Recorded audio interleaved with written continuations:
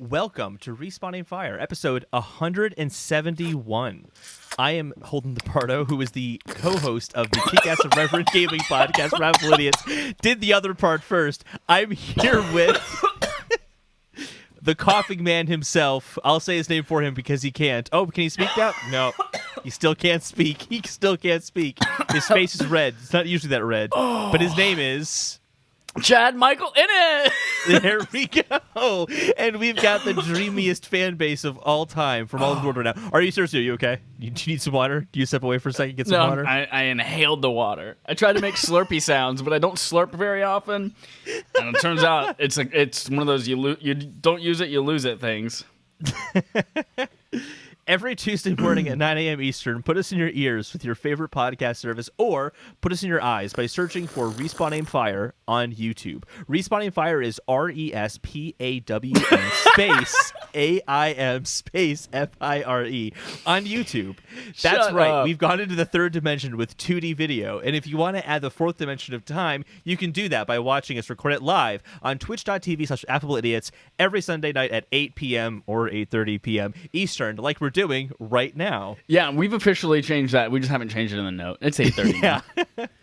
Today's episode is brought to you by Affable Idiots, which we'll tell you about later on in the episode. We've got a lot to talk about. We got the Nintendo partnership showcase thing, whatever the hell that was, or partner showcase. The Xbox game showcase. I know, I totally forgot about it too, and for some reason I said that before the Xbox one. But we're talking about both of them. We're going to talk about how Ubisoft just keeps slipping up. And before we get to that, though, Chad, tell us about a Ring Fit adventure. Oh, Holden Michael Crichton DePardo.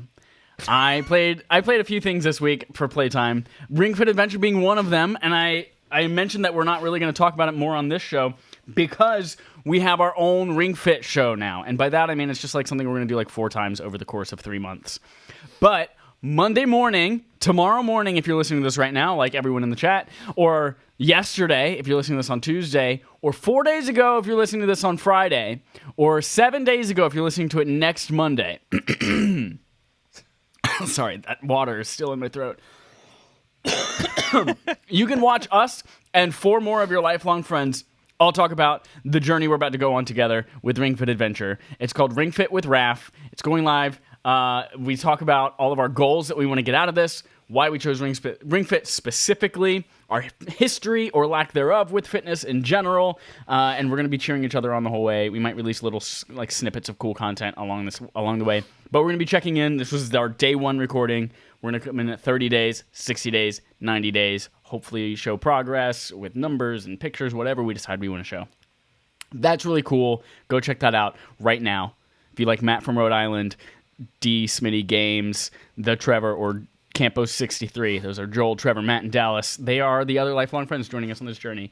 And I'm super excited. Second, I beat Fable Anniversary. God damn it. I beat Fable Anniversary. If you want to hear my thoughts on that, it's our barf game. Backlog accomplishment with Respawn and friends. We play 1 game every single month. Everyone in the community does. You write in your thoughts. Darby's not doing that like he promised he would, but all of you can. So do that. We're going to be recording that episode. I'm trying to look into your eyes as we decide right now when we're recording that, but sometime this week. Maybe, I don't know, Friday the 31st? That's Friday technically still the end of July. You finished it, and it's like a relay race, right? Like you've passed the baton off to me to start it now, right? That's what this is about. Might not be Friday, everyone. But send us in your thoughts. I know Alex usually sends them by email. Some people DM them. Some people tweet us. Some people say, hey, let me be on the show. If you want to talk about Fable Anniversary, come on over. And then finally, I'm just going to hold this cup here as a prop, like Jack Donaghy. Finally, Pokemon Go Fest, Holden, was this weekend. If you're not familiar with Pokemon Go Fest, it's the thing that happened in Chicago for 2 years, and then it was going to be in... I don't remember where, but it was going to be somewhere else, like Pittsburgh or something like that. Some shitty place that's not Chicago. Hey, people live in Pittsburgh, Chad. Okay, monsters live in Pittsburgh. No, it was this weekend. It was a real fun time. I caught so many new things. I caught Pinklet. What's the diamond and pearl? Starts with a P. It's a legendary. You're gonna ask me that question? I didn't thought even know that what was. Shelter Oh no, you were the was. silver gold person. I got that one, and then there's like dialysis Pokemon. That was the diamond version. I got one of those. I got I'm a just shiny. picturing like you walk into like some house. There's the person who like owns that Pokemon and loves that Pokemon. They're like, oh, this Pokemon helps me with my diabetes, and I could never have dialysis. Like, I could never live without dialysis. And then like you go and talk to the dialysis machine. It just says dialysis, and like with an exclamation point, because that's all Pokemon do is just say their name. It's true. It's true. Unless That's they're what I Meowth. imagine that looks like. So yeah, I played that. I got there. There was so much fun. First of all, you had to pay $15 to get in. It was a virtual event this time. Usually, though, they have it at like a location, and you pay $15. It's on location, water, like cool team, little booths and things like that. But this time it was all online, and they had every single hour a different like feature set of Pokemon in there, different challenges. Like everyone had to throw a certain amount of great throws, and then like rare candy would come out of gifts and shit like that. So I had an alarm set for the top of every hour. I walked for like 3 hours all over San Francisco yesterday, and then today it was all Team Rocket Day. Team Rocket was going crazy, and you had a chance to catch a bunch of legendaries. It was fun. I caught a lot of really cool things, new Mons that I've never had before, some new legendaries whose names I don't remember. I had a good old time, loving that Pokemon Go. That's it. I did not play any Paper Mario. I did not play any Ghost. I do have Ghost downloaded. It is downloaded on my PS4. It is ready to go. Now that I've beat Fable, I might start that. I'm at this point where I'm like, do I continue and beat Paper Mario first? Do I play The Last of Us 2 again and platinum it? Or do I play Ghost of Tsushima? And it looks like the people in the chat are saying, imagine still not playing Ghost, and then saying, imagine. So I'm really trying to imagine not playing Ghost. It looks like that's what they want me to do. So I'm going to stick with Paper Mario. All right. So hold on, but you did play Paper Mario. Should I continue? Are you having fun with it? Do you like it, Kiero? First of all, I just want to acknowledge that was very good. Very good, Thank Chad. you. That was fun. Thank you. That was good. Yeah, so I'm playing Paper Mario some more. I just brought down the second streamer. So Okay, not the that blue much one. farther. The blue one, yeah. Going to the yellow one now. Mm-hmm. And yeah, I'm still enjoying it. I am starting to wonder how this gameplay can be dragged out for 3 more streamers and then a final kind of home run stretch to get to the final boss. Yeah, so I'm liking it a lot.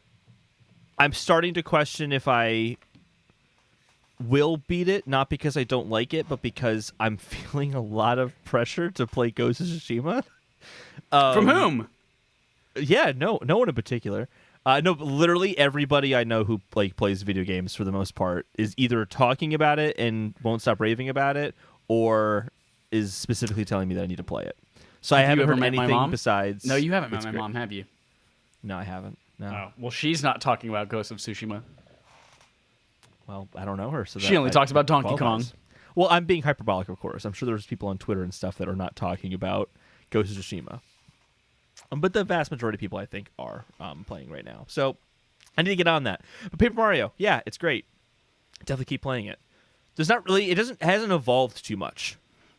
There's some new characters you're kind of talking to now, which I'm enjoying. But yeah, it's kind of just been more of the same for the last streamer at least. The boss battles are good though. I'll say the boss battles are really fun. Are they? Yeah, they're good boss battles. I was pleasantly surprised to see that it's not just one boss per world. Like you have the element, the Velumental or whatever it is in the world as well. Like that was good to see for me. Because if it was just 5 bosses total and that was the best part of the game. I actually had to use my 1-up mushroom on one of the bosses. It actually, yeah. Wait, you have a 1-up mushroom? What is that? Like an extra life? Yeah. Son of a Katie Couric. You might have it. It's right next to your health. There's a little 1-up mushroom. But I got it very early in the game and just never, ever used it. But I ended up having to use it because I kind of messed up. Towards the end, I'm like, oh, I don't need to heal right now. I can just get him for this last hit. And then after the last hit, he becomes something else. And then I'm like, shit. Mistake! So I could have made it without dying, but I just made a mistake. I didn't have the forethought. Dallas in the chat says, play fucking a goat. He wants you to fuck a goat for your next thing. No, I think he said play fucking Ghost. But I can't play that's Ghost because how are you StarCraft gonna- Ghost that does has not never make been sense. released. How are you going to fuck something that doesn't have any kind of physical form? Just saying, it's going to be chilly. Speaking of doesn't exist, can we move on to the fetch quests? Ooh, very good transition.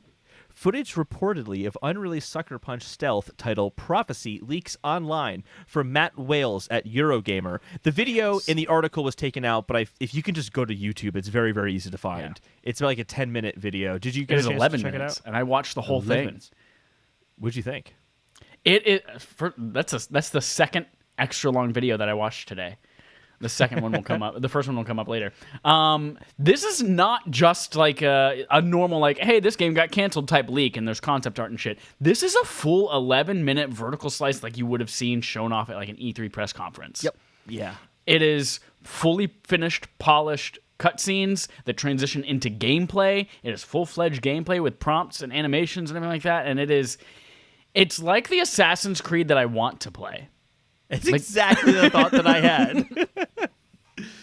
There's like cool, like alchemy type shit where there's like iron bars, and he throws this powder on it and it goes, and they all like vaporize and you bust through it. And he does the same thing with like, it's a stealthy game set in some kind of olden times. You steal something from, I can't remember what you steal, but you steal. The guards are now on the hunt for you. They know who you are. He goes like, "Oh man, are you not scared? I'm gonna cut off your hand." And he's like, "Ugh," and he kind of makes him think, "I'm scared of fire." The guy puts his thing in the fire and he's like, "Good." Takes out this powder from his back. Pew! Ah! Explosion. Scared you? Haha! Slip into a little gutter over here. Lost. Where am I? Secret stealthy. It looks fun. It's a shame that it doesn't exist anymore. But apparently, it was something that was in development just after Sucker Punch did Infamous Second Son.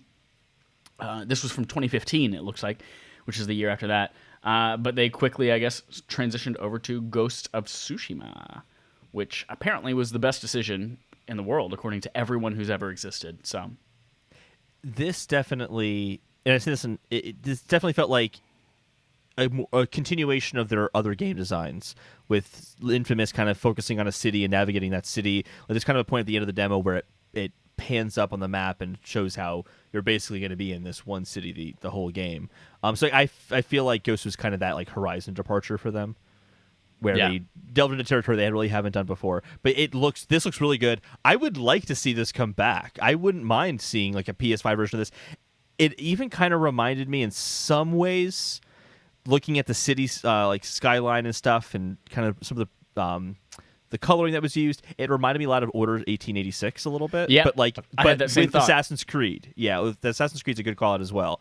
Yeah, it looks good. It's actually also one of the most, like, compared to the Prince of Persia leak that we got like a few weeks ago. Oh yeah, huge difference. This looks like a playable like game. So good stuff. Good for them. Yeah, this looks 100% like something you would have seen like hands-on preview at E3. Yeah, absolutely.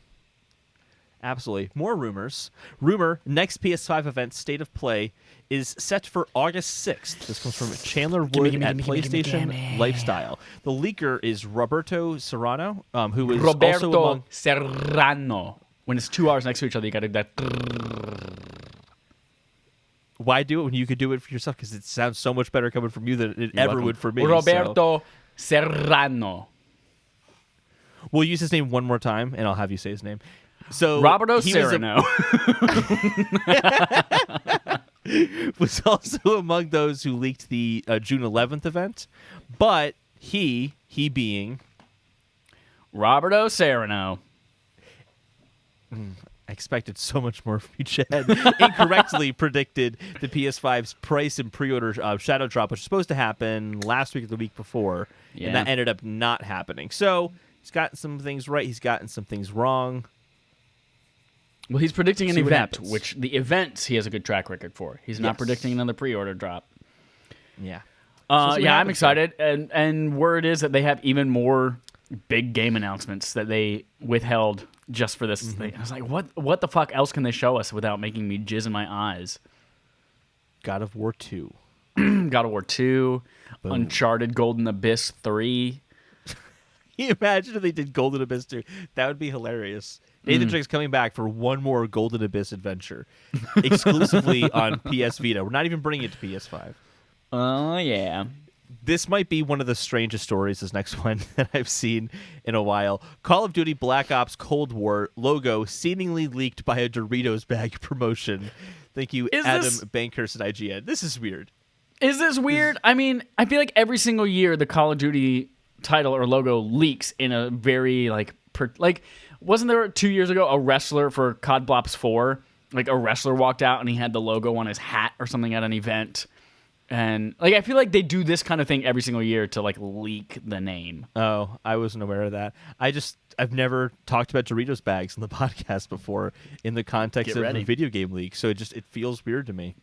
We did talk about Doritos Locos Tacos on the Ring Fit with RAF podcast. And sometimes we actually do talk about food, like when we talk about the game Overcooked 5, which is coming to PS5. Overcooked 5. I could kiss you on the mouth for your transitions right now. PS5 and Xbox Series X ports bundle the two games together. This is from Jenny Latta at Silicon Era. It's going to be cross-platform for multiplayer, which is sweet, and it's going to have 4K 60 frames per second. So very nice. Hell yeah. First of all, both of those games are amazing. Second of all, the cross-platform and the multiplayer on both, because online multiplayer was not a part of the first one. Mm-hmm. Or was that flip-flopped? Was it? Oh, no, it's not a part of the first one. So that sounds like it's going to be great game night material. Although we did play it once, and I feel like I yelled at Cozy a lot. Because I'm not good with dealing with, when I get frustrated, I'm not good with, empathy and patience. And that poor kid, I feel like I yelled at him a lot. No, I feel that. When not even with Cozy, but with my roommates back in Chicago, one roommate, I won't call them out, but one roommate was not very good at the game, and I let them know, and I was very we'll call them direct about Blady. And so I can totally get that. It's the thing about that game that drives this competitive edge out in me, which... I think it wouldn't have been so bad if you and I hadn't already been so good at it together. Yeah. I think and then everyone else is just not as good. We make a really good team in that game. And then you introduce more people, and it somehow gets harder. Lame. Spider-Man Miles Morales features an optional 4K 60 frames per second performance mode. This announcement comes from Insomniac themselves on Twitter, but there's no mention of what the default mode entails. So is it going to be 1440p, 120 frames per second, or is it going to have greater detail in the graphics and run at 30 frames per second? What's that default actually going to look like? I don't know. I'm wondering if it's going to be similar to what we're seeing kind of with Halo, spoilers for later. I wonder if it's if you want ray tracing, it'll be 30 frames a second. If you want no ray tracing, we can bump it up to 60 just because of the processing power required. I wonder if that's what we're going to be seeing, that kind of thing. What would you opt for? I personally think that I would go the 30 frames per second rather than 60. 60 feels really good for certain things. And then there are certain things that I want to play at a lower... Like The Last of Us Part 1, when it came out, the remastered edition, and you could suddenly do 60 frames a second. That's not how I want to play that game. I want that game to feel more like a movie, so I want to play it at 30 frames a second. Whereas 60 is the whole time it looks super smooth, but I am playing a video game right now. Whereas I feel like that just how epic it feels and good it feels to swing through that city. I don't know. That's the thing, because then swinging could feel super fun and fast-paced in 60 frames a second. They could make it it'd be kind of weird to be variable, where you're swinging at 60 and then you go to combat and it's not. That would be weird. But I think it felt really smooth 30 frames per second. It did. When swinging, that I don't think that'd be a problem. I also think with Spider-Man, I think it's a good call out there. With Spider-Man, it's more of a movie type game, like The Last of Us. Right. You want it to feel more cinematic. So yeah, I can definitely see that. I think I would also go for the 30 frames per second with ray tracing, that kind of stuff, because I feel like I would appreciate that more than more pixels. Yeah. Speaking of more, Sonic the Hedgehog, we're getting more of it. You are just on fire. En fuego, as they say in España. Sonic the Hedgehog 2 release date scheduled for April 2022. That's my brother's birth month. April 8th. That's not the date of my brother's birth. But he can still see it for his birthday. Is it after or before? It is before his birthday. So yeah, his birthday is April 22nd. 4/22/2022. That date will never happen again. No, it's 4 2s in there. Well, if you do 2022. Anyway, That's 5 if you do 2022, it's not. But if you do 22, then it is 4 twos. Boom. Magical. I'm really pumped for that.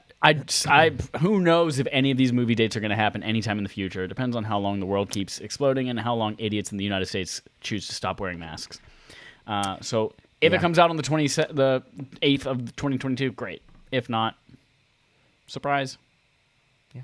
Everything's getting delayed. Everything got delayed kind of like Halo did.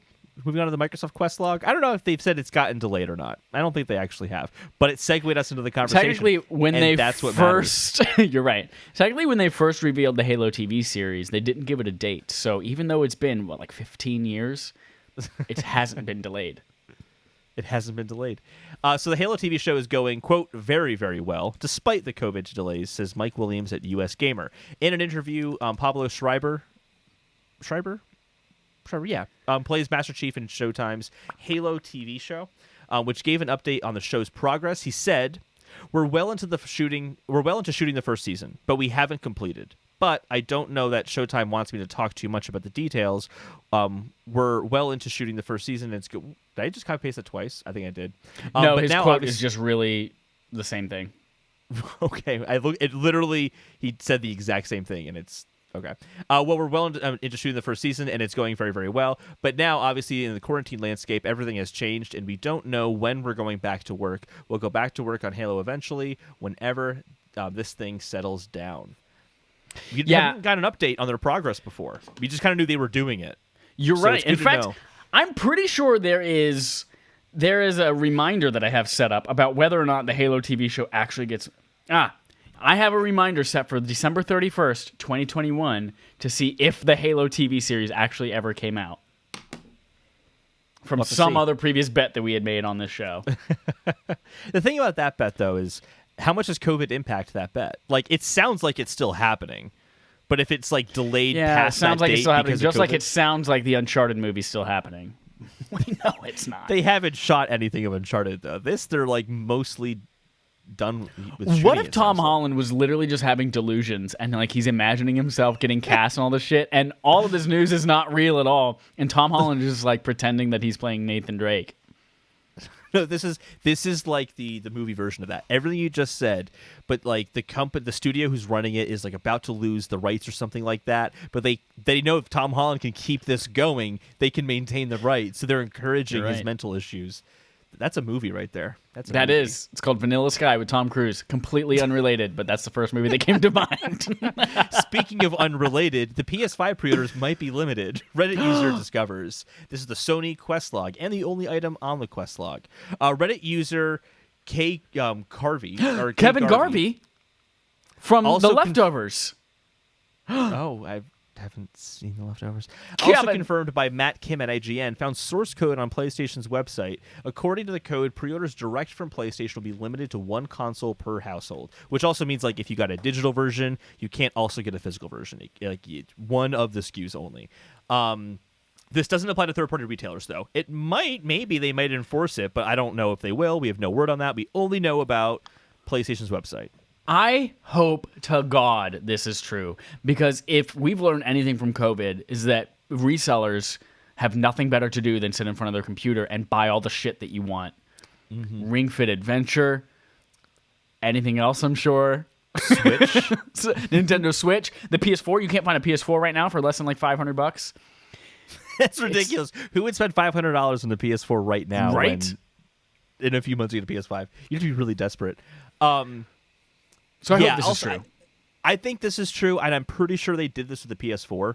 That you could only get one per household if you bought it from PlayStation's website. It's well within the right to They do didn't it. have. You couldn't buy it from PlayStation's website to like buy hardware is only like a year old. Oh, is it really? Oh. Yeah. I thought originally they had a stipulation you could only buy one. I guess I must be crazy. You are crazy. I'm crazy. I'm pulling a Tom Holland right here. I don't know what I'm talking about. Although I am probably going to buy it from PlayStation's website for a couple of reasons. One, if you buy it from Amazon, good luck getting it on day one. There are so many horror stories of like things not showing up on day one or getting canceled like a week beforehand for gaming stuff. But two, if you're a PlayStation Plus subscriber, free express shipping. PlayStation.com. Yeah, that's a good reason. Yeah. I still think I want to do it in store because I always have this paranoia getting things online where it will ship on the day it launches, and then you'll get it the next week. And I know that's crazy and irrational, and it's not actually going to play out that way, but I just have that that fear that it's going to happen. So When I ordered my PSVR from Best Buy, it shipped and I got it 2 days before release. I was one of the only people in the world, except for everyone else who ordered from Best Buy, who got it. I remember that. Yep. Yeah, I hope they do this just because the stock is going to be limited. It's going to be hard to get these things to begin with, even without COVID. I'm sure COVID's going to make it even harder. Exactly. So and who knows if we're going to have... I'm sure they're going to come out in November-ish. People are going to be crazy again, looking at Black Friday, all this kind of stuff. And, honestly, we'll probably have a resurgence, and all this shit's going to get shut down again anyway. And then you can't go to the store and pick it up, and everyone's going to throw up in their eyes. Here's my big hope for pre-orders. And this is kind of off topic, but I'm praying this is the case. It'd be a nice little quality of life thing. I want it so when you pre-order this console, you can choose the games that you want to get for launch. So they are pre-installed on your PS5 digital when it arrives. That would be awesome. I don't want to get a PS5 and be like, I'm so excited to use it in 5 hours while this game downloads. Yeah. I'll have Astrobot, whatever that I was going to say, again. you can play around with Astrobot and find about the DualSense and all that kind of shit. Yeah, but I'd rather just I wonder if that's jump part of the into reason why they whatever. pre-installed that, especially because they know that they're going to have a digital-only version and that some people, Maybe. they will have to wait for a game to download. Yeah. I don't know. And it's probably not going to happen that we're going to have games pre-installed outside of Astrobot, Yeah. but I would like it. No, you know how hard that would be to coordinate pre-installing a game in the factory, sending it to the right location or the right third-party reseller to then send you the correct box that has your game on it? If you do it through PlayStation, it'd be easier, but it'd still be hard to make sure that this PS5 that looks exactly the same as all the other PS5s has the files on it that it would be. I mean, I guess they could pull a Zoolander and just check inside the computer and see if the files are there. 100%. But that would be, it might be a little difficult. Moving on to Nintendo Questlog. Nintendo registers new, quote, Mario Sports trademark from Ryan Craddock at Nintendo Life. The trademarks were filed in Europe and Australia back in May. Here's the thing. This is a fetch quest, but it's important to me. This is not a big story. Have you ever played a Nintendo, a Mario Sports game other than Mario Tennis Aces? I've been dying for a Mario baseball game since the GameCube version for a long time. Okay. And I don't know if this would include that or not, but I want that so bad. Mario Baseball on GameCube was my jam. I loved the shit out of that game. It was basic and simple and probably, looking at it with rose-colored glasses, but I don't care. I want it. And this makes me think it's possible, but I do know that Mario Sports is technically different than Super Mario All-Stars, whatever it was called. Super Mario All-Stars is the cart on the cart SNES. one. Was it?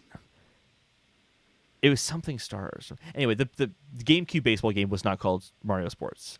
Mario Sports was something different on Wii and 3DS. But I still hope this is what it is because I've wanted one for a while and they haven't done it since Wii. So tell you what, Mario Strikers Charged is a little gem on the Wii. That's the soccer game. That shit was good. I never played it, but I wanted to play that game. I want to play that game real bad. That's good. It's good. Yeah. So I want that to happen. The bigger Nintendo news this week, however, is this Nintendo Direct Mini that happened. Let's talk about the Direct Mini for a second, then we'll move on to this story. Okay. They announced some very, very important announcements, such as WWE 2K Battlegrounds. Chad, contain yourself. Contain yourself, Chad. Rogue Company. The Legend of Zelda Cadence of Hyrule DLC, and then Shin Megami Tensei 3 Nocturne HD Remaster, and then Shin Megami Tensei 5. Chad, what did you think of the first Direct Mini in a while and the first ever partner showcase? I didn't care about it, but I knew going into it that I wouldn't care about it because Nintendo properly set expectations. They announced it literally 10 hours in advance, overnight. It was 10 p.m. on the West Coast whenever they announced it. Just after we recorded. Yeah. And then they said, hey, this is all our third-party partners. They even said on the Japanese Twitter, it's going to be about 8 minutes long. So I properly set my expectations. I went into it and said, I don't care about any of this. And I said, but I'm also not disappointed. Yeah, it was 8 minutes long. And like you said, they set expectations properly. Did not go into this at all expecting Super Mario Anniversary and all that stuff that's, coming with it.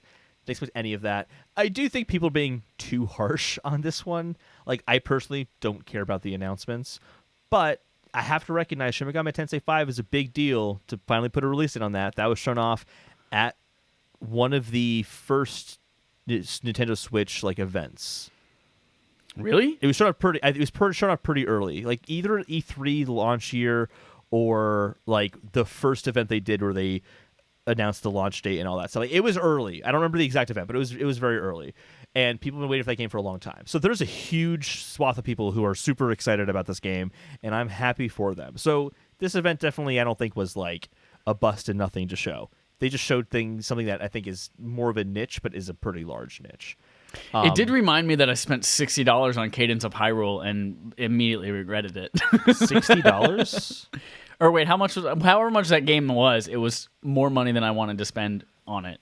Because it was any amount 25. I didn't play it past 15 minutes either, so it wasn't for me.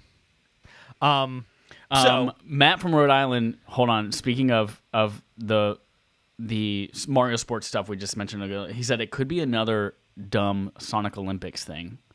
With Mario and especially because next year is the actual Olympics, maybe. But also Strikers was dope. That's seconded from Matt from RI. I don't want it to be Mario Olympics. It's I don't want it to be Mario Olympics either. Matt, you're bringing everyone down. No. So here's the article now. Expect more Nintendo Direct Mini partner showcases throughout 2020. On the format of the partner showcase, Steve Singer of Nintendo of America's Senior VP of Publisher and Developer Relations said the following: "With the new Nintendo Direct Mini partner showcase, we are delighted to be shining a spotlight on great games from our development and publishing partners. With multiple showcases this year, we can continue highlighting the breadth of games and the variety of experiences all types of players can get on Nintendo Switch." So it looks like this is kind of part of their new format. All right. I mean, it was not an official announcement that they're not doing Nintendo Directs ever again, right? It was a rumored thing Well, it was comments from Furukawa, the CEO or the president of Nintendo overall. And he was saying how they're looking at different ways of announcing their content, showing off their content. So they didn't say it's the end of Directs, but they just said they're trying out different things. And in the meantime, they still have to appease third-party partners that they made deals with and saying, hey, we'll promise you this much advertising in exchange for maybe exclusive content, all that kind of stuff. So I'm sure this is just making good on those promises in the meantime until they figure out what's next. Mm-hmm. Yeah. I also think that just the smaller format of hey, we're going to talk about 5 games really quick. We're going to spend 8 minutes on it, and that's all we're doing today. I think that's more likely to be where they're going as well, as opposed to every September, every January, they have a kind of a 45-minute to an hour long Super Nintendo Direct event that has all this hype around it. I think they just kind of want to get away from that. I think that it's kind of like a double-edged sword. There's a lot of really great publicity about it, but if the hype is too high and you can't match it, even though you felt like you matched it, your audience will burn you with a stake. So, do you think it was Sakurai playing 45 minutes of that fucking Fire Emblem character that did it? That was the nail in the coffin. Fine, we get it. No one wants to watch this. That definitely was a turnoff for me. That's for sure. I can say that. Speaking of new directions, and hopefully there's a new direction in this next story. So, third-party quest here, Ubisoft execs reportedly vetoed plans for Cassandra to be the sole hero of Assassin's Creed Odyssey. So, despite having a male and female protagonist in Assassin's Creed Odyssey, the original plan from the developers and the creators of the game was to only feature Cassandra as the only protagonist. However, leads in the marketing department and the chief creative officer, Serge Hoscote, believed women don't sell. And that's in quotes. Women don't sell.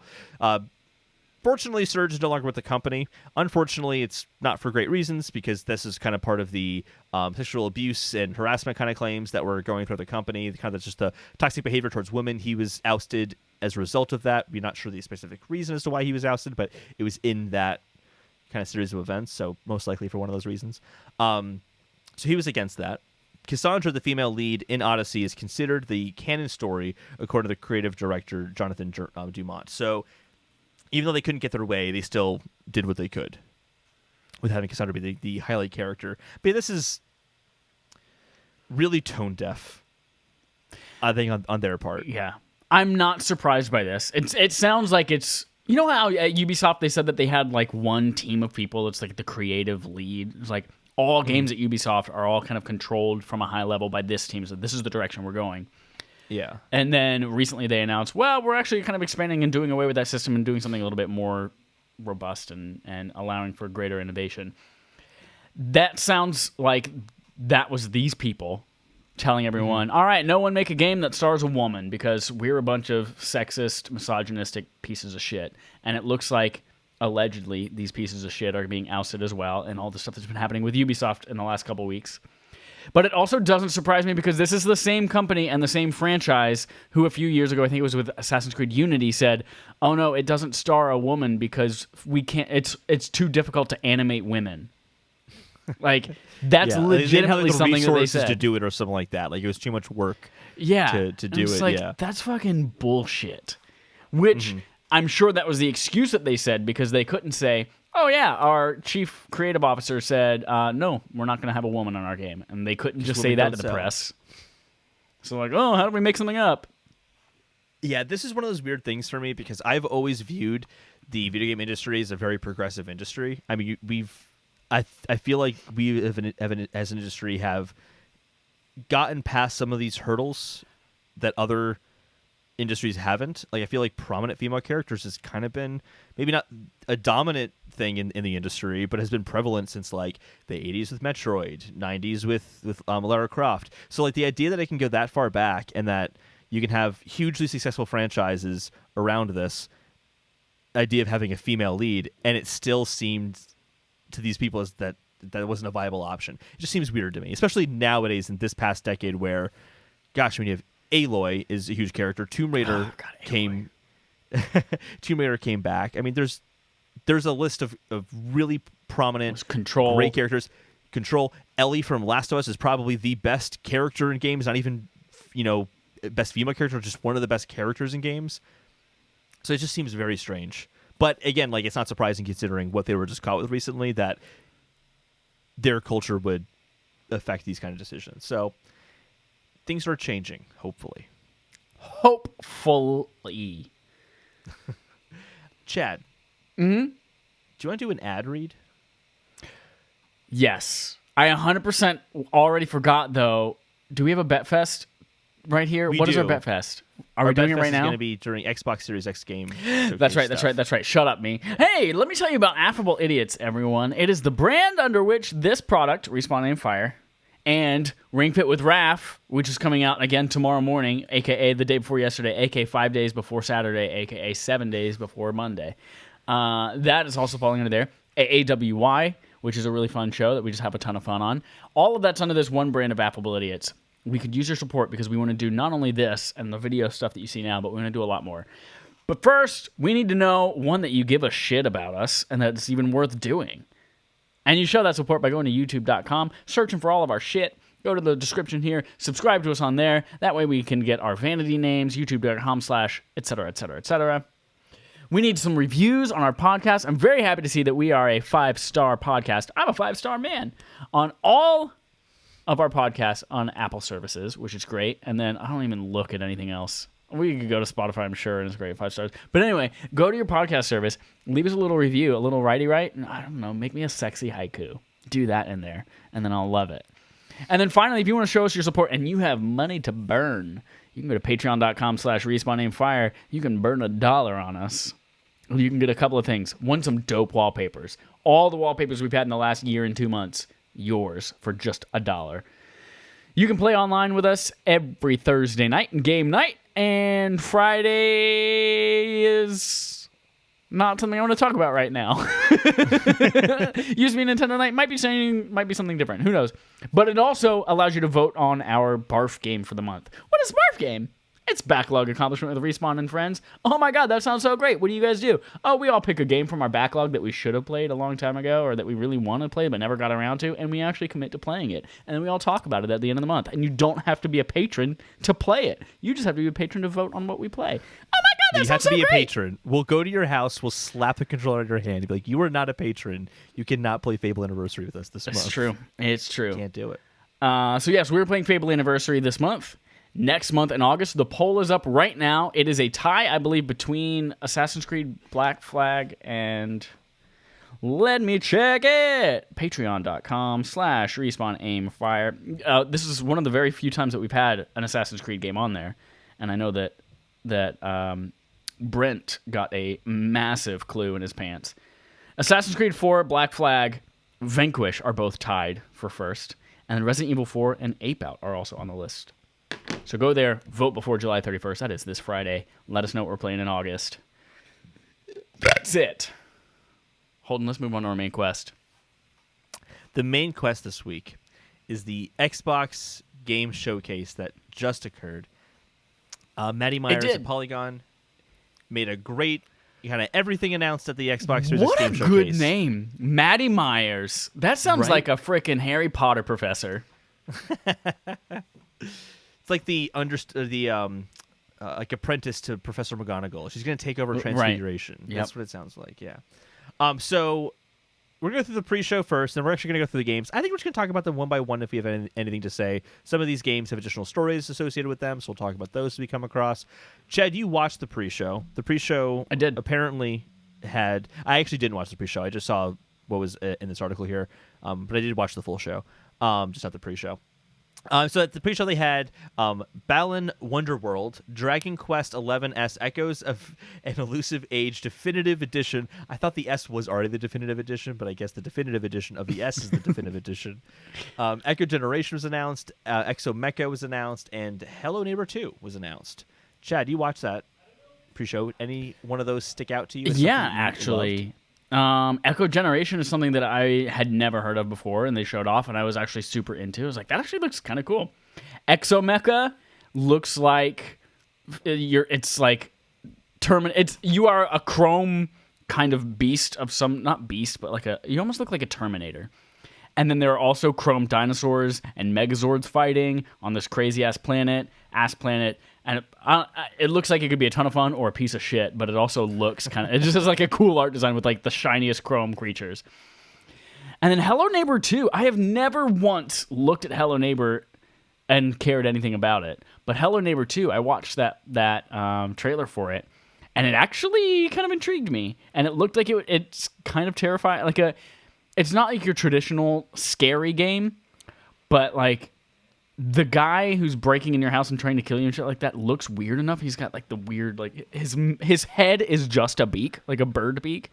And he's like breaking shit and trying to hunt you down, and you're closing doors and he's trying to break through the doors and he's cutting it down. It looks like it could be a scary game. And I was like, why have I never looked at Hello Neighbor before? Probably because my 3-year-old nephew at the time would just shout, "Oh my god, let's play Hello Neighbor!" But it was like some game he made up in the living room. And then I assumed that Hello Neighbor is a dumb kid's game and not a real-life adult video game. Anyway, that looks fun. And the pre-show actually was pretty good for this one. It was Jeff Keighley just hosting it with a bunch of streamers and YouTubers, and they had discussions like, what do you think we're going to see? What are you excited about? And then they did show like game announcements and stuff like that through it. It was good. Cool. Then the main show started. And this is when I watched it. And it starts off with Halo Infinite. It does. It does start off with Halo Infinite. I kind of feel like, do we want to get into our impressions of Halo Infinite before we talk about the stories around this? Sure. Looking at Halo Infinite, they show it off. And they're like, all right, everything's building up to this. They've been teasing this event as like the Halo Infinite event. And they show it off. You see like all the shit. He's going across the world. And he's like, this looks like really bland. Yeah. It's like, I'm looking at this. It does not look impressive. It is not the hype that they've been building for this game does not look like the game that I'm looking at right now. So I was really kind of underwhelmed with it, looking at some of the stuff that was happening in the game. Like, there's some cool things like the grapple hook and shit like that, but outside of that, it just looked very samey as some of the first Halo entries in the franchise. Now, granted, I haven't played those games since they came out a trillion years ago, but it just doesn't look unique or interesting to me at all. But apparently, to Halo fans, this was like exactly what they wanted, and it was a return to form. It was something that, like, after Halo 4 and 5, they were like, I'm so glad we're finally going back to this old Halo model, and they were all for it. But for me, as someone who doesn't have like this really strong connection to the Halo franchise, I was like, this does not get me excited. Yeah, I felt the exact same way. And I do want to spend time talking about the graphics. And to preface, I know graphics aren't the most important thing. The game itself, I think, looks like it could still be fun, especially when we start talking about some of the other stuff related to it, like how it's actually potentially open world or open level kind of set up, which sounds interesting. Yeah, the graphics are important because this was supposed to be the showcase for what the Series X was capable of. Phil Spencer had kind of talked about how, last week, and we called him out, and I feel like we look pretty good with how this aged. Phil Spencer made this whole claim that, like, cross-gen games aren't going to hold back Series X games. And the entire time, we called bullshit on that last week. And the whole time I'm watching this, I'm thinking, holy shit, this just looks like does it even look like a prettier version of an Xbox One game? It looks like an Xbox One game. At the most, it looks like an Xbox One game. Yeah. The textures were just either boring or not what I would expect, considering what I've seen from PlayStation and what PS5 can do. Looks infinitely better than this. I was really taken aback by how poor it looked in those areas. There was pop-in, which, I'm sorry, this is running. This wasn't running on an Xbox Series X. This was running on a similarly spec'd PC, as they put it. But if it was similarly spec'd, I would include an SSD with a 2.4 gigabyte transfer speed as similarly spec'd. So I'm assuming it has that. I think it's fair to assume it has that in there if it's similarly spec'd. There's no excuse for pop-in like that we were seeing at this point. That's supposed to be one of the big things that we're not going to be seeing with SSDs, and I saw it here, and it really kind of let me down. Whereas this didn't feel like a showcase for next gen. It felt like, and we'll talk about this in the kind of large context of the event, it felt like a showcase for Game Pass and how you can just play this when it comes out regardless of what you have, and isn't that awesome? I think the cross-gen hurt it. I also think that the fact that it's going to be going for open environment or open world, it's not. I'm not entirely clear if it's like open world with different regions you can jump to on the ring or whatever. But like, there's open environments. That's going to bring back what they can do or scale back what they can do with the graphics. I was disappointed with that. Digital Foundry had a really good video explaining this, which is one of the other videos you watched today. That was it was a much longer than 3 minutes video. Yeah, much longer than your 3-minute limit. Let's cut there and say that's how we felt about it when we watched it. Here are a lot of excuses. Yeah, so I want to start with the Digital Foundry video because I think they nailed it. Really good explanations. I like those guys a lot. Digital Foundry found that the footage looked less than next gen to most people because of the lighting tech used. By using older probe lighting effects on objects similar to what we would see from last generation, and featuring most of the new lighting that is highlighted in the Series X, featuring those in darker areas of the game, made it seem like there's a lot less detail than there might have actually been. So it's possible, basically, that in other environments this might look a lot better.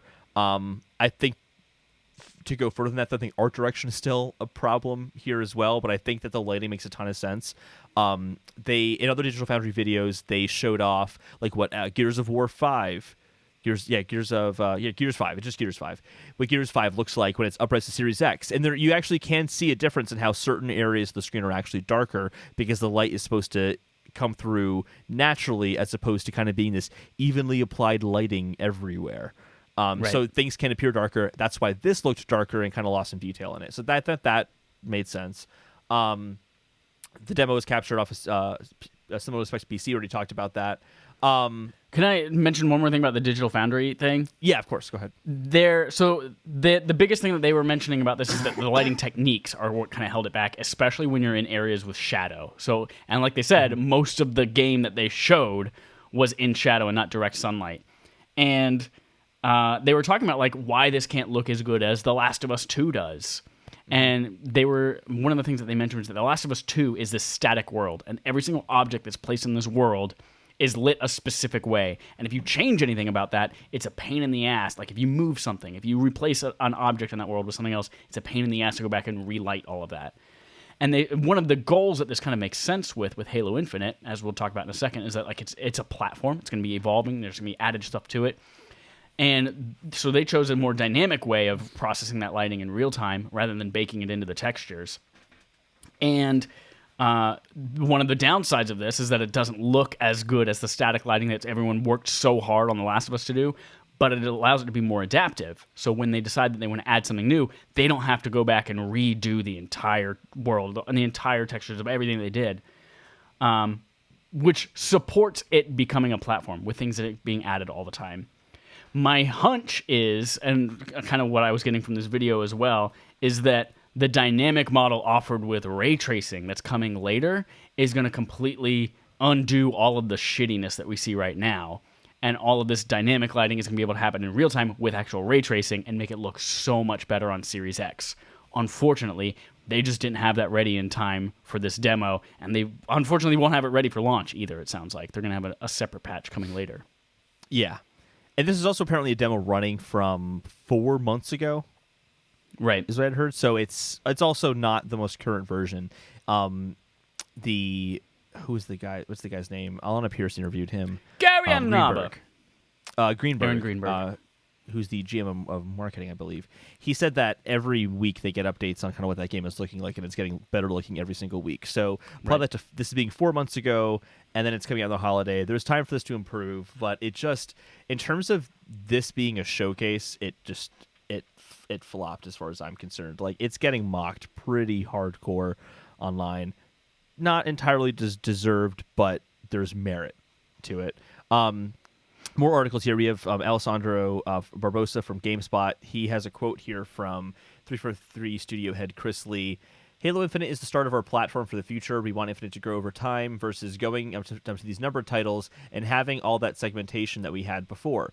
It's really about creating Halo Infinite as the start of the next 10 years for Halo and then building that as we go with our fans and community. This quote from the article clarifies some details, but also raises more questions. Lee cautioned that Halo Infinite, this is a quote from the article, Lee cautioned that Halo Infinite won't be a live service title and follow the formats of games like Destiny 2. Instead, it's just adopting the format 343 Industries has been using with the Halo Master Chief Collection by collecting everything under one name. So this will be getting updates over time, including the ray tracing after launch, like you mentioned. I'm kind of confused by that. What did you make of that, Chad? It sounds to me like they're gonna go maybe the Destiny route of things in terms of maybe having a big yearly content drop and an expansion that you pay for that's 40, 60, however many dollars that you want to spend on it, technical upgrades and things like that as well going forward. But they are shying away from the Destiny part where there's like, it's a big shared world and everyone's gonna go fight public events together and like that shit's gonna happen. I don't think that's gonna happen. Mm-hmm. I think this will stay a single player / multiplayer co-op experience. It's not gonna be a shared world. It's not gonna be massively multiplayer online. But I think they are gonna use the Destiny model of the content drops, the bigger expansions, basically, rather than fully numbered sequels. Yeah, okay, that makes sense. That makes complete sense. Or that's just my interpretation of it. So, no, I think you nailed it. I think it makes complete sense. Because that's the part that confused me was how this is going to be similar to how the Halo Master Chief Collection works.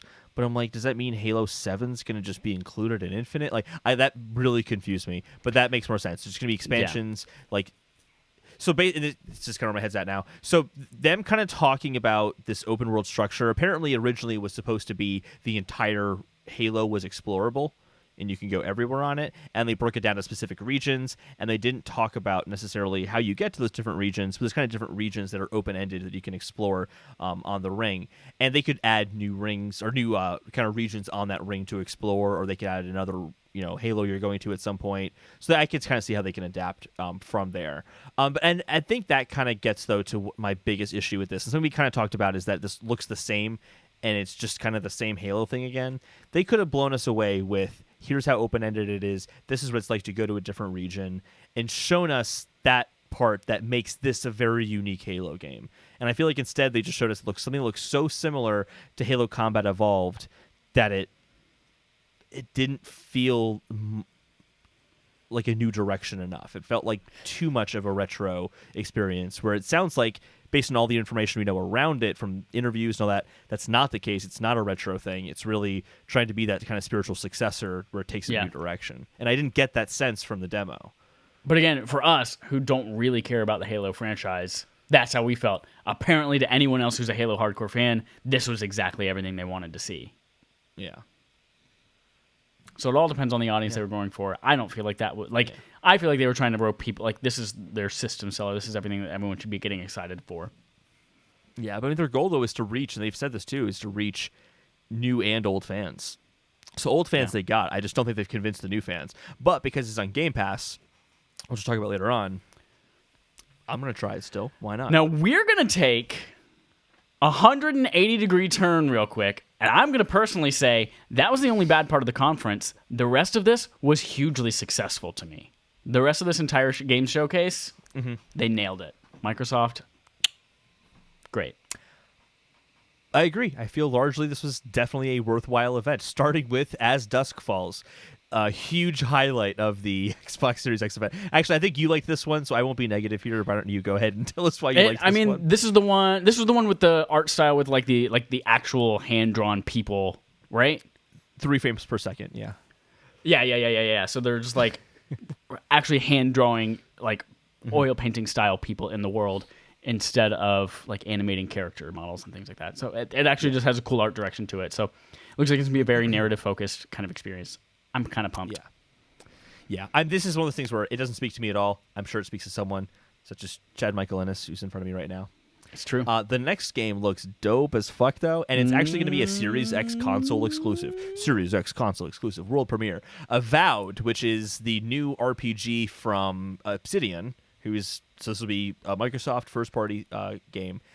Showed that off. It was a CG trailer, and then I think they showed a little bit of gameplay, like what gameplay looks like at the very end, kind of. It looks like, or is that CG, or is that just CG representing gameplay? I actually don't know. It looks good though. Yeah. I'm going to ask you a question here that I assume the answer is yes to. Anything that we saw that says Series X console exclusive, and it didn't have Xbox One on it, we can safely assume, especially if it's coming from a first party, that that's not going to be for a couple of years, right? So those games are at least 2 years out. This is something I forgot to look up. Last week, you had mentioned Phil Spencer having the comment about like a couple years of all games being Xbox One. I feel like so many of these games are Series X exclusives. They couldn't possibly be a few years before we see all these games. I don't know, man. I mean, from what we saw of Avowed, and this is the first time we see it, and we saw such a little clip of gameplay just to basically show us it's an Elder Scrolls ripoff with some cool shit in it. I feel, knowing how long it takes to make and release an Elder Scrolls game, I feel like that and Fable, how little we saw of Fable, you have listed next here, I feel like it's conceivable that those are multiple years away. Okay, consider this, though. So Obsidian releases a game almost every year. So they're a massive studio with tons of different teams working on things. We didn't even know about Grounded until this year, and it's already coming out this year. So I think it's very feasible this could be coming out within a year or two. I don't think that's unrealistic. They have the release cadence to support that, unless they wanted to take extra time on their first-party exclusive game to really push it out. But if like Avowed and Fable are going to be two kind of fantasy RPGs, they probably would want them coming out that close together anyway. So one of these is going to be coming out sooner rather than later, and I think Obsidian has the track record to release sooner. Oh, it does. Yeah, absolutely. And like Fable is being handled by Playground, who did Forza Horizons, who already just released a game.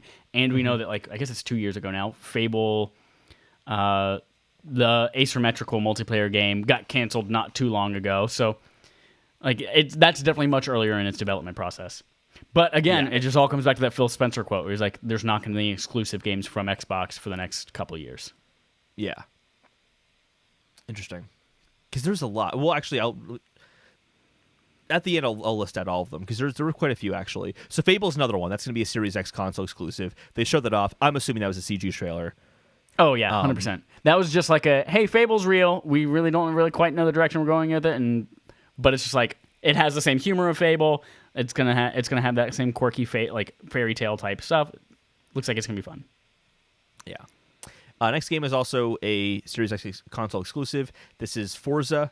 From Andrew Reiner actually reported from Game Informer, he reported that it was going to be Series X exclusive. So currently the game is in early development and will come as a Series X console exclusive at launch. It will also feature new ways to connect players, but we don't really know what any of those new ways to connect are. This really surprised me. First of all, it looks gorgeous. It looks really fucking insanely gorgeous. Yeah. As we said, like, car games are a great way to sell new graphics. Yeah. I personally thought it looked a lot better than Gran Turismo, but that's just my opinion. Just graphically speaking, I'm not going to play either of those games because I don't play simulation racers. I'm not good enough at driving my own car, let alone simulations of super fast sports cars. I expected this to come out this year because they've done a Forza game every year. And there's not one coming out this year. Last year they did like a Lego every version. Other year?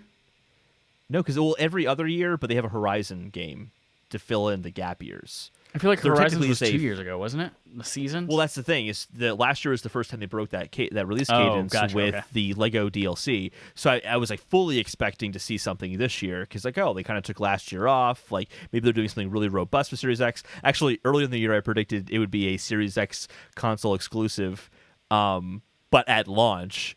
So I was only half right there, and not right on the part I thought I'd be right on, considering how the year ended up going. So yeah, this really surprised me that it's not coming at launch. The Gunk is the next game.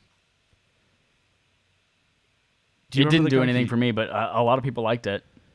I thought it looked kind of cool. Had an interesting art style to it. Looked fine. The next one, you love this next one. Apparently a brand new game. This is Phantasy Star Online 2 New Genesis, which is not anything to do with Phantasy Star Online 2. They will exist as two separate things.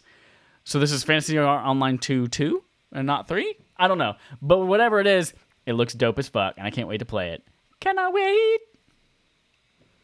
Phantasy Star Online, man, back on the Dreamcast days, that was one of the very first games you could plug in your 56K modem into your Dreamcast and play online with people, and it was so dope. Game rocks. Never played it before. That was also, they had Phantasy Star Online Episode 1 and 2 on the regular Xbox, and that was one of those first games that you needed an Xbox Live subscription to play online with people. And I got the game, but I almost never played it because I was too scared to ask my mom at the time to pay a monthly fee for me to play online with people. Nowadays, it's completely regular. Like everyone pays for Xbox Live, or everyone pays for PlayStation Plus. But back then, it was such a new thing. Speaking of new things, Stalker 2, which was a surprising announcement, was announced. Looks cool. It looks very cool, yeah. Stalker 2's debut trailer was in-engine, but not representative of real gameplay. That comes from Matthew Olson at US Gamer. I checked out the official FAQ for myself, and they said... Excuse me, I wrote here, according to the game's official FAQ, it will be a Series X console exclusive. The FAQ also emphasizes Stalker's graphics in the trailer are what they are aiming to achieve and features actual game models. So they might scale things back for performance as they need to, but that was a pretty looking trailer, and I'm happy to hear that wasn't a CG trailer. That it will actually look something like that. Unlike the next game, which was a 100% a CG trailer, State of Decay 3, which is also a Series X console exclusive. We're excited about the announcement that State of Decay 3 is in early pre-production, and we're looking forward to having more to share in the future. In the meantime, if you're new to the franchise and want to see what it's all about, State of Decay 2 is on sale across all platforms until July 29th. It's also on Game Pass. Early from the pre-production. that's like early production. Yeah. What they've done is they've made that trailer, and they put a 3 on the logo, and that's what they've done. Yeah, and they're like, all right, that looks like some people clapped during it. Let's make it. Let's make it. Matt was saying that's actually a fun game, so maybe I'll give that a try. It's on Game Pass. Yeah. That's a trend. Tetris Everything we're Effect. talking about was on Game Pass. Everything. Tetris Effect Connected was announced. That looks pretty cool. Yeah, this Tetris Effect is that game that it was for a little bit PSVR exclusive, but you could also play it on PS4. But that was like the game that was supposed to it was transformative. And then I played the demo. I was like, holy shit! If I like Tetris, I would never leave this game. And then to see now that they have a multiplayer mode and you can all play on one big combined Tetris board, I was like, that's pretty dope if you like Tetris. Warhammer 40,000 Dark Tide. Yeah, for the very first time, I found myself interested in a game, and they said it was a Warhammer game, and I was like, what? Do I have feelings for a Warhammer game? What is going on? No, this looked really dope. I'm actually kind of into it. It looks dope. It's one of those things where I just have this fear, and having Warhammer in the title, I think, heightens this. CG trailer, what does the actual gameplay look like? Yeah. It is a first-person shooter. It's a first-person shooter, but like that trailer looks really dope. And it always gets me scared when CG trailers look really dope. But I agree, it looked awesome. Crossfire X was shown off. That's from Remedy. This game is yeah, so it's a Remedy game, but from what I understand, like the single player experience is a Remedy game, but the multiplayer I think is different, and one of them is already out, and one of them is on Game Pass, but the other won't be. I don't know. It was so confusing because there was like the little subtitle during the trailer. It's like single player only experience will be accessible on Game Pass, or maybe it was the other way around. I don't know. It looked fun. I will certainly play it with people if the multiplayer thing is whichever one's free on Game Pass. That's the one I'm going to play. That's what I'm trying to say. Well, this will be on Game Pass as well, so. Yeah, but the series, it said specifically either the single player or the multiplayer only will be on Game Pass. Like one of those two parts of it will be. Oh, I zoned out for a second. I put something else together and then in my you head. just chugged the rest of that wine. Chugged it. I was also looking at this comment here from Matt, who said State of Decay, woo! Also Skate 4 marketing. It was 100% Skate 4 marketing. Yes. At least they put a trailer together, though. That's true. At least they had something. They had something to show off that will maybe be indicative of gameplay. Who knows? There might be zombie deers in it. Who knows? We don't know yet. Yep. Destiny 2 Beyond Light was also shown. Well, they didn't show off Beyond Light. We've already kind of seen that before. But that's it's the coming to guillotine Game Pass. Coming down on Stadia. Yes. It's coming to Game Pass. All the expansions are coming to Game Pass. And because Game Pass is going to have xCloud support, yeah, guillotine. I thought it included everything except for Beyond Light on Game Pass. The headline here, Destiny 2 is heading to Game Pass in September, including Beyond Light and past expansions. I know that's what the title of the article says, but I just don't believe it. Maybe September when it comes out in September on Game Pass, it includes all the content, and then later when Beyond Light drops on November 10th? Yeah, probably that, yeah. Because Beyond Light doesn't come out till November, right? Right. Oh my god. Destiny 2 and all of its expansions, including Beyond Light, coming to Game Pass. That's fucking huge. That's Here's even the thing. more huge than I thought at first, which was already huge. Why would we continue playing on PlayStation at this point, besides trophies? Party chat. I know, yeah, for real. Like cross progression. If I can play it, I can with xCloud coming to Game Pass. I could play it on my fucking phone. Mm-hmm. Yeah, That's dope. That's dope as hell. That's insane. Yeah, so that's literally all I was going to use the free 1080p version of Stadia for, to play the $5 like Forsaken expansion I bought for Beyond Light or for Destiny 2. This is That's also, huge. we've already had really high opinions of Game Pass here. This solidified Game Pass on a different level for me, where it's like if Destiny 2, which is a huge game, is willing to put all of their content, including the new content, on Game Pass, that says a lot. That says a lot about the viability of this model. This is not a decision that was made early on where Microsoft is like, we'll give you $1 billion to get people to subscribe to Game Pass so then you can leave in 3 months. Like, Right. this, I mean, maybe next year they won't do it forever, but like, still, that this proves the viability of the model, that this long into Game Pass, companies are willing to make this kind of choice and join the platform. That's really, really massive. I also think a big part of it might have been, in terms of cloud gaming, Destiny's kind of been alongside Google with all this. That's right, because it was kind of offered for Stadia Pro members. And because Stadia's faltered so much, I think Microsoft's like, hey, we have an opportunity to beat a dead horse while it's down, and I think we should take it. Because if we can get Destiny over on our end, that was one of the big draws of Google is you get Stadia, you get the Pro membership, you get Destiny with it, you kind of have this big game to play already, but now you can get that on Xbox with all the expansions for $10 a month as opposed to having to buy the expansion. So even buying one expansion is like, what, 3-4 months? I just bought... So one thing I realized, Pass? this does not include the season pass. I wonder if the season pass is cross-gen without having to purchase it multiple times. But I just paid $70 for Beyond Light, but that included Beyond Light and 4 season passes with it, or 4 of them. But I think the regular expansion itself was like $40. Mm-hmm. You know, Still I huge. didn't even see the transition of Destiny. Like, Destiny 2 was a big advertising push with Sony at the start of the generation. Like, any Destiny 2 ad you saw, it ended with PS4. And, I didn't even see that transition as it went to Stadia and now to Xbox. That's crazy. Yeah, it's kind of funny. It's been everywhere. It's going to be... What a slut. Nintendo next console is going to launch with, like, all this Destiny, like, expansions and everything. No, not with a Nintendo Online service. Next game is Everwild. This is Hey! from Rare. This game is absolutely gorgeous. So initially I had this impression that it was an Xbox One game as well, and I was blown away. I'm like, how is this running on an Xbox One? That's amazing. And it's because it wasn't. It's also an Xbox Series X console exclusive.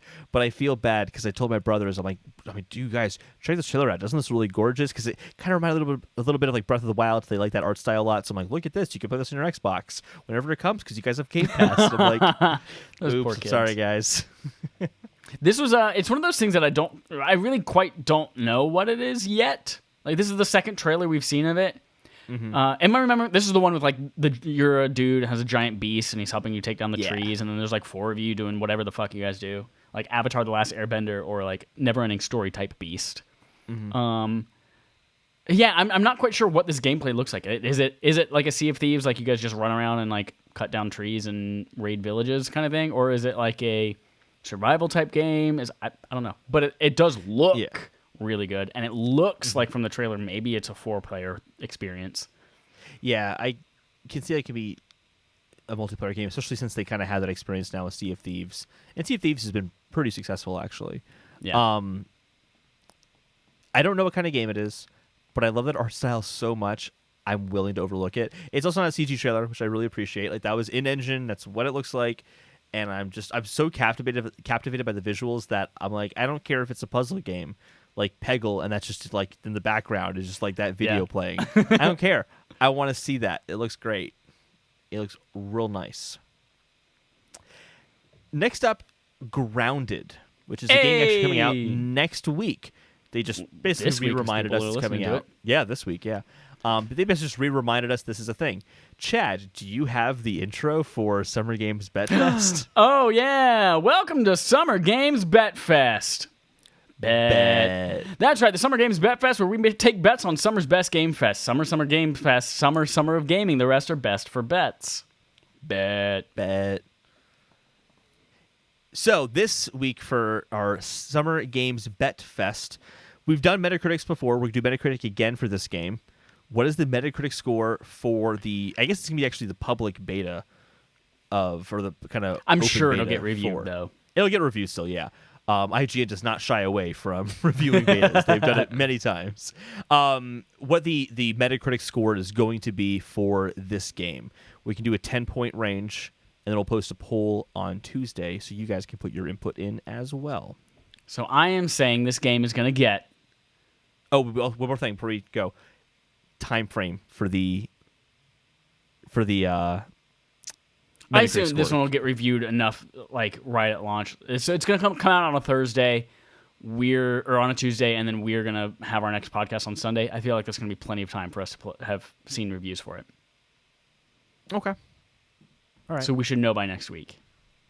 If there are online components to it, though. Yeah, and people will have plenty of time to play the online part. Okay, we'll see. And it's also, I feel like it's also a game that like is not going to stay in the conversation long. So like we're not going to see people still reviewing it 3 weeks from now. Sure. Okay. Cool. So, your 10-point range. 10-point range. I'm going to say for this game between a 7 and an 8. This is a very interesting bet. Unprecedented, because I 100% agree. I think it's going to be between 70 and 80. Yeah, unprecedented. No precedent. But I'm going to make it interesting. I'm going to say 71 to 81. Ooh. Oh, we're allowed to do that? Sure. Why not? Oh, 10-point shit. range. How are we going to make a poll out of that with all of those different abilities? Oh, the poll will just do between 60 and 70, 70 Okay, 80, 80, 90, 90. Fine, I'm going to plus. stick 70 and 80 then. I'm going to stick with that. The full 10-digit.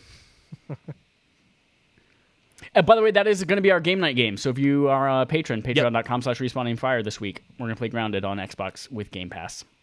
Whoop, whoop. Just a Then few we more saw the games here. Medium. Yeah. The Medium, it's a game that we've seen before, but this really sold me on it. And the fact that they have the dual reality. They have like this like fucked up world and then like the regular world that also looks a little fucked up. And they're switching between them on the fly, similar to what we saw like in Titanfall with the past version and the future version. And the fact that both of these dual realities are completely different enough but still being rendered at exactly the same time is hugely impressive. And the fact that it looks as good, like visually, like graphically looks as good as it does, blows my mind. So I'm very excited for the Medium. Yeah, there's a video now of what the gameplay is like, and it looks interesting. It's basically, you actually sometimes will even have it side by side, where you see both at the same exact time. You're moving, the character is, you're basically controlling the same character in kind of two worlds, the real world and the spiritual world. So you move the joystick, and it moves both characters in the same exact layout of the environment, but a different world. It's very cool to see, and there's a lot of, it seems like kind of a lot of cool puzzles on, do something in the real world, and then see the impacts of that in the spirit world, and then kind of having puzzles based around that. But you can also do things like, in the real world, you can separate your body from your spirit so that your spirit world self can move separately from your real world self, so you can accomplish different puzzles that way. Like, there's a lot of kind of nuts of stuff in there that looks like it could be a lot of fun. So I'm looking forward to that.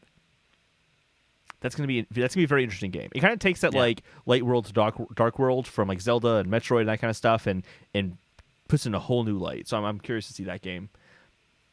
The Outer Worlds Peril of Gorgon was announced as DLC. Cool.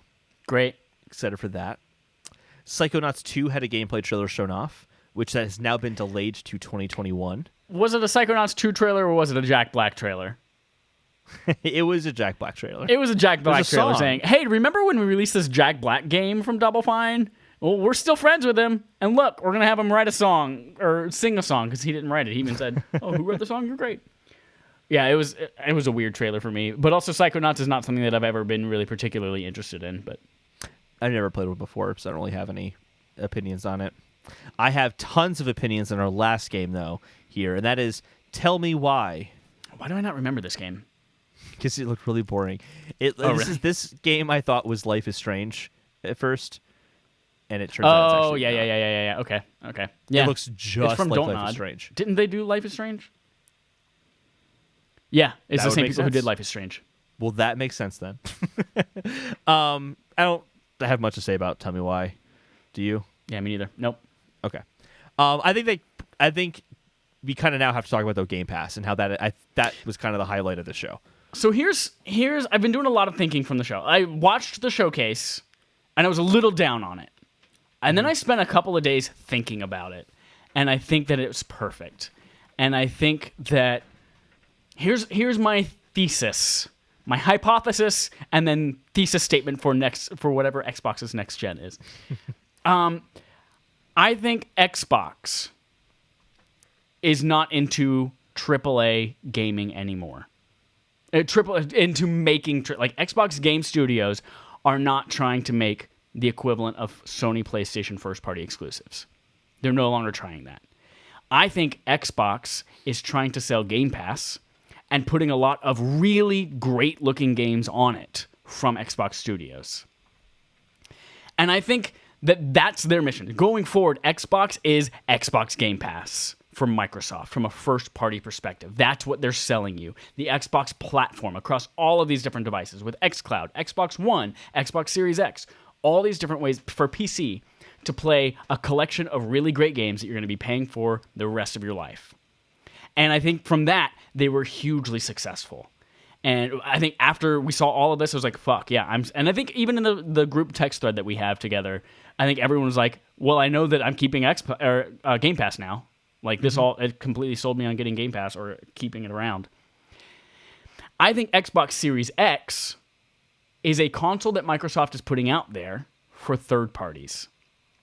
I think the console that they're releasing is not something that they're like, our games are going to run best on this console, and they're going to be the reason why you buy this console. I think they are selling a console now. This is where my head is at. I think they are selling a console now to be the best way for you to play third-party games.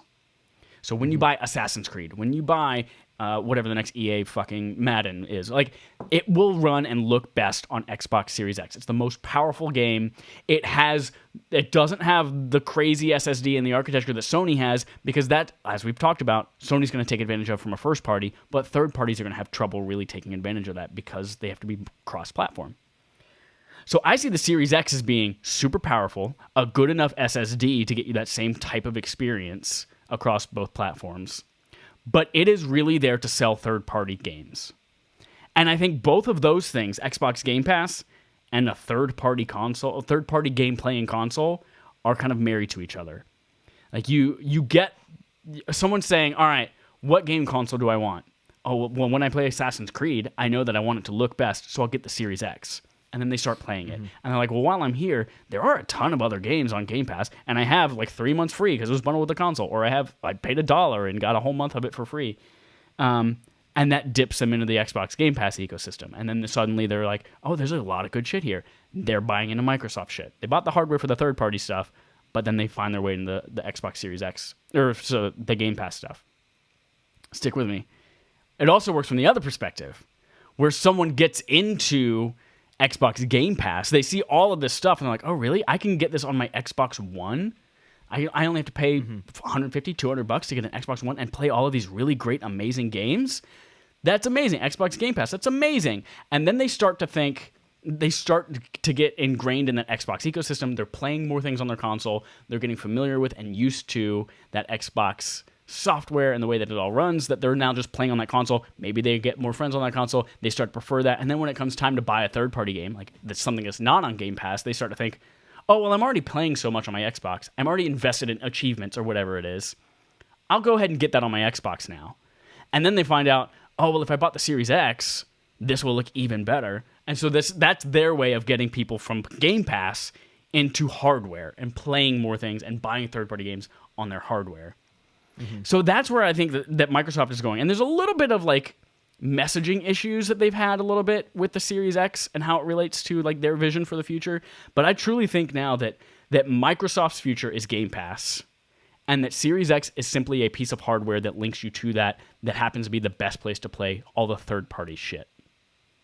Yeah, I that was a lot of 100% information. agree. Yeah, I agree with absolutely every little bit of it. You can't beat Sony at their own game, so make your own game. And I think this is a really, really great way of doing that. I think that Game Pass is the glue that holds it all together. Because no matter where you come from, like, oh, I heard Assassin's Creed is really good, but I don't have a box. You can play it through xCloud. Like, you have options there. That is where they want to go. And this is kind of where it gets into Stadia's done, because this is kind of what Stadia is trying to do, is to have this idea of you can play this game anywhere you want to, and it's available at any time, anywhere, and that's what we're offering is, just games that you want whenever. And Microsoft did that, but they're also saying, and when you play it on a TV, do you want to just stream it, or do you want to have the best like possible local experience you can. Like they're making their ecosystem so robust by having all these different options. Like it's so smart for them to do. But also just Game Pass is such an insanely good deal that there's no way a gamer would want to turn this down or doesn't at least consider it. I can't imagine any gamer not considering Game Pass, whether they get it or not, and this is only going to grow. On the whole like AAA thing, like I think they're going to have AAA games, but it's not going to be like at that level of Naughty Dog where they're like like quadruple A games.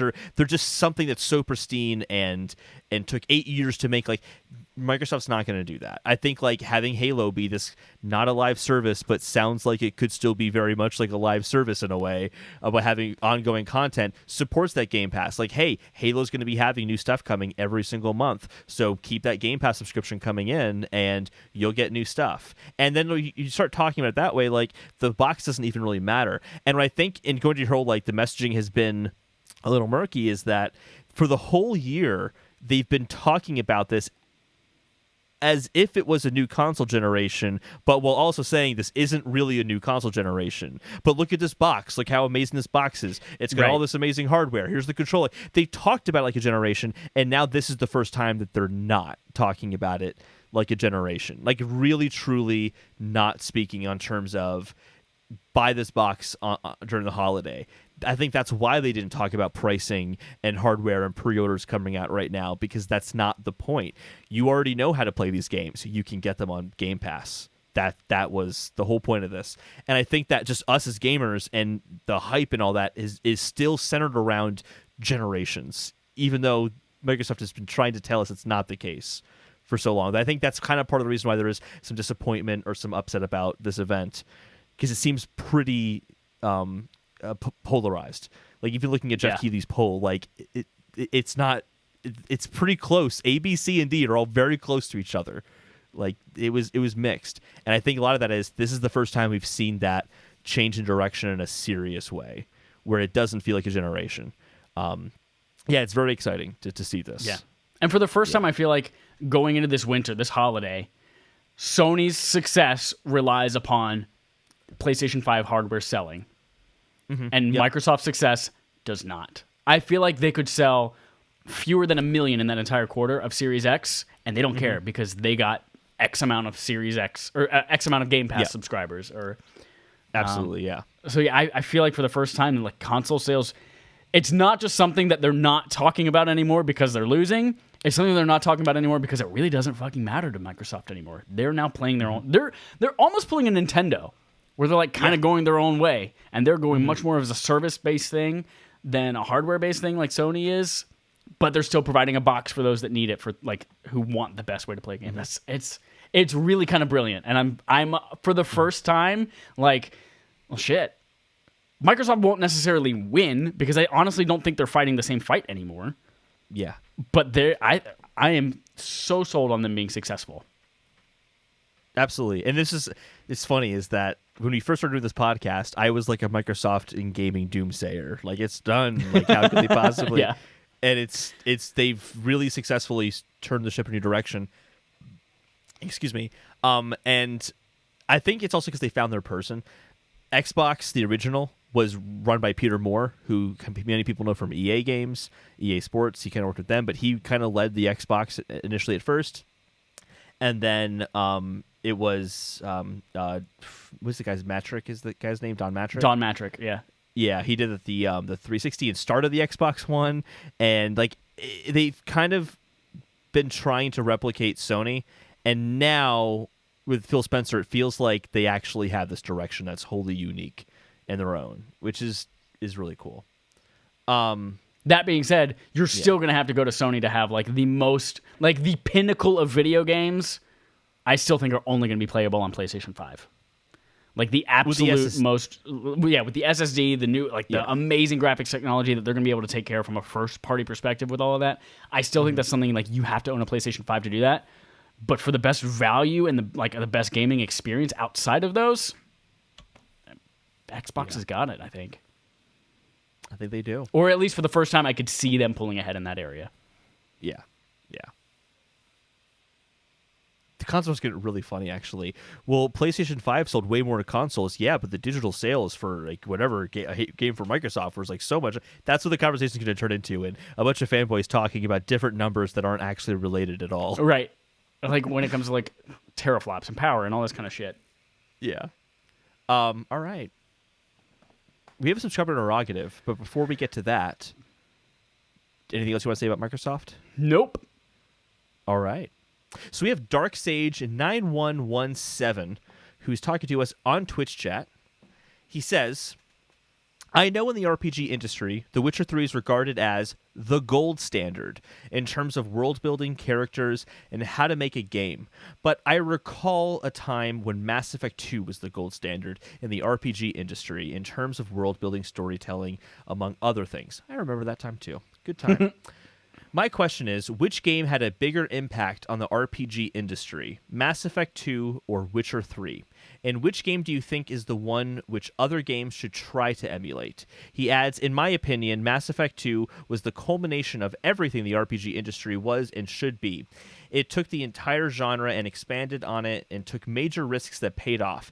And at that time, the world building and characters were some of the best in the field. I love The Witcher. Do not get me wrong, but I have a very hard time putting it above Mass Effect 2 as the game of the RPG genre. Matt from Alright chimed in. He said, I actually haven't played either, but I've been really wanting to play Mass Effect. Should I play 1 before 2? Yes, you should absolutely play 1 before 2. I have a differing opinion. I think you should play 2 with the little comic that makes you make the choices from 1 in about 5 minutes. No, blasphemy. So Dark Sage seems to agree with you. Honestly, no, I think you should start with 2 and then play 1 and 3. And I have never said that about any other franchise, but I would play 2 first and then 1, then 3. No, if you're going to skip 1, don't even play 1. Just do 2, 3. Chad, what do you, to the question on story building and kind of Witcher 3, Mass Effect 2?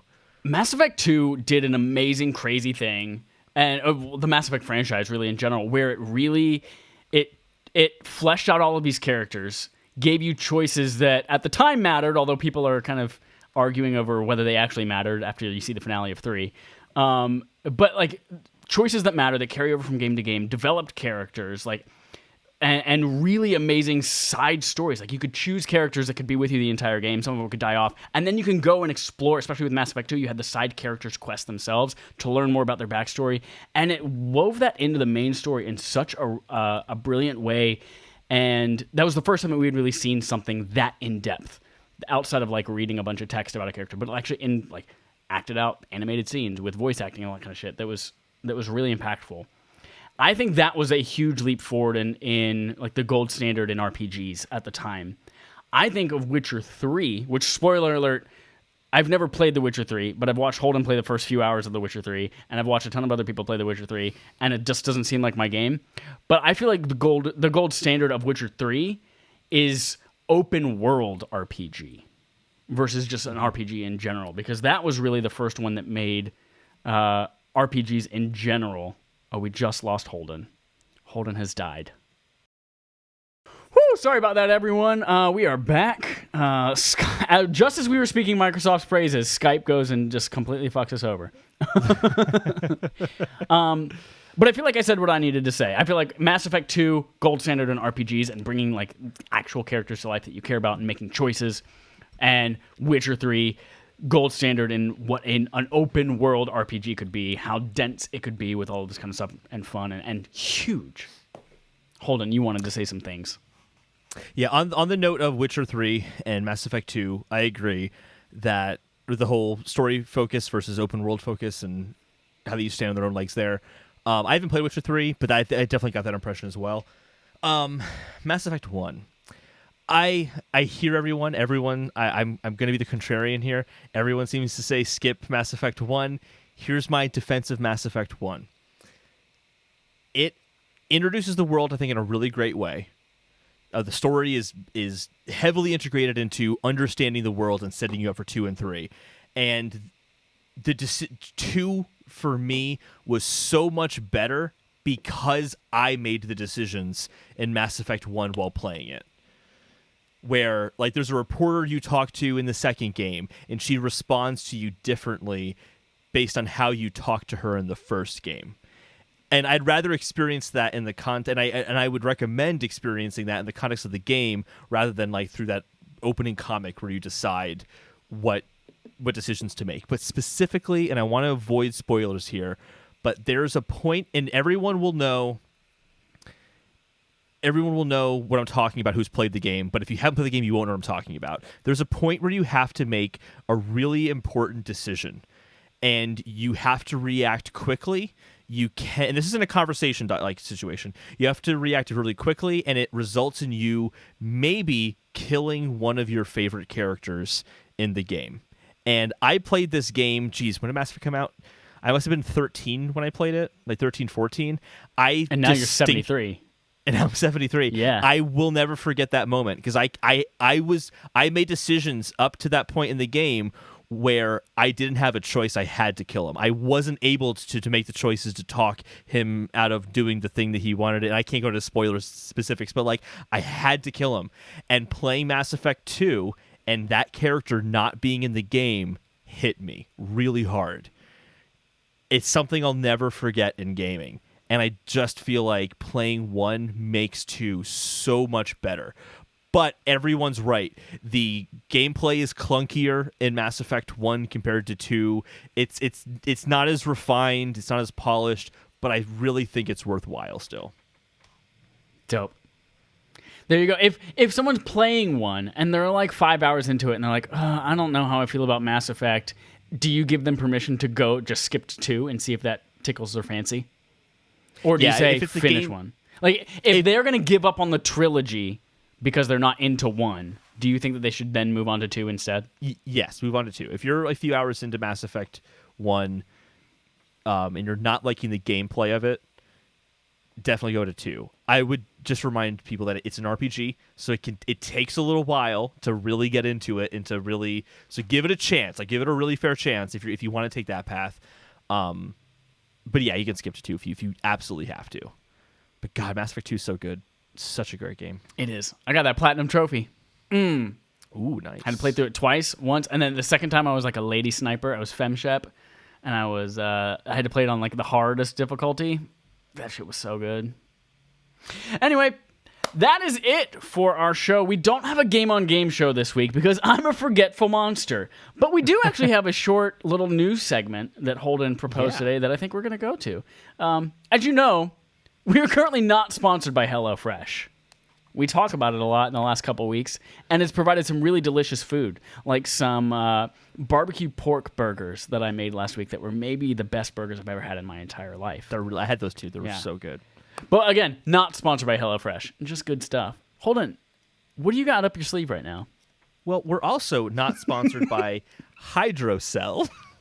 I got this water bottle this week, and it's just insanely great. I really like it. I'm pretty sure it's a knockoff. What was it again? Hydro Flask. Hydro Flask. This is Hydrocell. Hydro Flask. You have a Hydro Flask. Right here.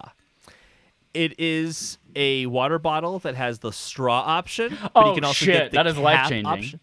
It's life-changing. It also has the normal cap option if you want to. Okay. It keeps my drinks cold forever. I was really surprised by this. Shut the front door. I left my water bottle in the car in summer heat for 3 hours. I come back and there's still ice cubes in it. Oh my god! It kept it really cold. That's insane. I was really it's insane. And then it so keeps it cold throughout the entire Hydrocell night. will keep your shit cold even in the hot summer sun. Even in the to hot the point summer where you sun. still have cubes of ice in it. Still have cubes of ice in it. I can't imagine this. How do I get a Hydrocell water bottle? They're available on Amazon in a multitude of colors. Oh shit! And Are they available in sizes. Kelly green and red?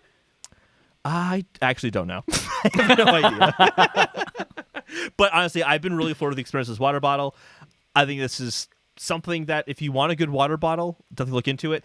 It's also sweat proof because it's insulated, so it doesn't actually. So you can work out there's no with it and it won't taint your condensation. juice.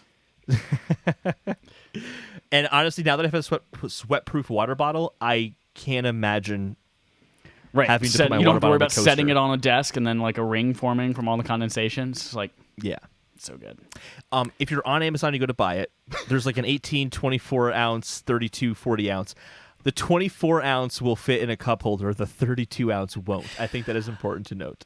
I can't believe we're committing to this bit. Like, We are taking it so much further than I imagined we would at the beginning, and I don't know if this is great or whether people fucking hate it. Maybe that's what our poll should be this week. Did you buy a Hydrocell? This amazing new water bottle. And then we can go to Hydrocell and be like, give us money. Look, people wanted to buy it based on our not sponsored by segment. Oh, man. Great. Well, thank you for introducing me to Hydrocell, that revolutionary new sweat-proof water bottle that keeps your drinks super cold in the summertime. That's it for our show today. Thank you for listening. Thank you for watching. Thank you for tuning in. For those of you on twitch.tv/affableidiots. A couple of reminders. Barf for this month. You have 1 week left to complete Fable Anniversary. Send us your thoughts. It is very timely since we just saw the Fable announcement. If you are a patron at patreon.com/respawnandfire, it is your duty. It is your civic duty to go there and vote for August's backlog accomplishment with Respawn and Friends game, which is going to be, from the looks of it right now, either Assassin's Creed Black Flag or whatever the other one I said earlier that I forgot about already. So make sure you go vote there. Make your voice. It's not Resident Evil 4, although it could be with your votes. Anyway, that's the important thing. Go vote. Thank you all, everyone. Oh, and then go check out Ring Fit with RAF coming out tomorrow morning, Monday morning, the 27th. Learn all about all your favorite friends, what they're going to be doing over the next 30, 60, 90 days, and our fitness journey together. Trevor screams in it. That will be part of the post that I put on Twitter, and it just tickles my goat. So go check that out. Thank you, everyone, for listening. Until next week, here's our usual sign-off. Fuck Skype, man. Skype really screwed our pooch today. Our dog is dead now.